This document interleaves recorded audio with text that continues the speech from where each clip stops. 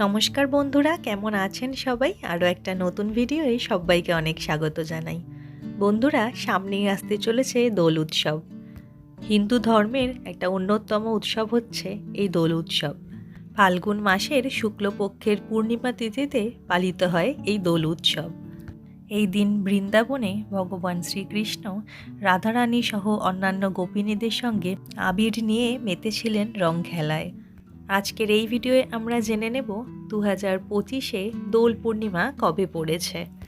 এছাড়াও জেনে নেব দোল পূর্ণিমার তিথি কখন শুরু হচ্ছে, কখন শেষ হচ্ছে, ন্যাড়াপোড়া অথবা হোলিকা দহন কবে, এছাড়াও নানান কিছু। তো চলুন আর দেরি না করে ভিডিওটা শুরু করা যাক। একদম ভিডিওটা স্কিপ করবেন না, পুরোটা দেখবেন।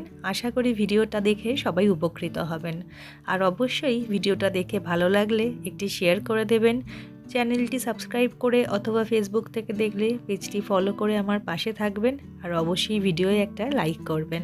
তো চলুন আর দেরি না করে ভিডিওটা শুরু করা যাক। আজ আমাদের ন্যাড়াপোড়া, কাল আমাদের দোল, পূর্ণিমাতে চাঁদ উঠেছে, বলো হরি বল। প্রথমেই জেনে নেব এবছর দোল পূর্ণিমা কবে পড়েছে। এই বছর দোল পূর্ণিমা পালিত হবে বাংলার 29শে ফাল্গুন এবং ইংরাজির 14ই মার্চ শুক্রবার। পূর্ণিমা তিথি শুরু হচ্ছে 13ই মার্চ বা বাংলার 28শে ফাল্গুন বৃহস্পতিবার সকাল 10:24 থেকে পরের দিন 14ই মার্চ বা বাংলার 29শে ফাল্গুন শুক্রবার সকাল 11:35 পর্যন্ত। এইবারে জেনে নেব এই বছর হোলিকা দহন বা ন্যাড়াপোড়া কবে হবে। 13ই মার্চ বা 28শে ফাল্গুন বৃহস্পতিবার সন্ধে 7:15 পর থেকেই হোলিকা দহনের শুভ যোগ রয়েছে। এর সাথে আমরা জেনে নেব আরও একটা গুরুত্বপূর্ণ বিষয়। 2025-এ প্রথম চন্দ্রগ্রহণ ঘটতে চলেছে দোল পূর্ণিমার দিন। 14ই মার্চ বা 29শে ফাল্গুন শুক্রবার সকাল 11:58 থেকে চন্দ্রগ্রহণ শুরু হবে এবং তা সমাপ্ত হবে 2:19।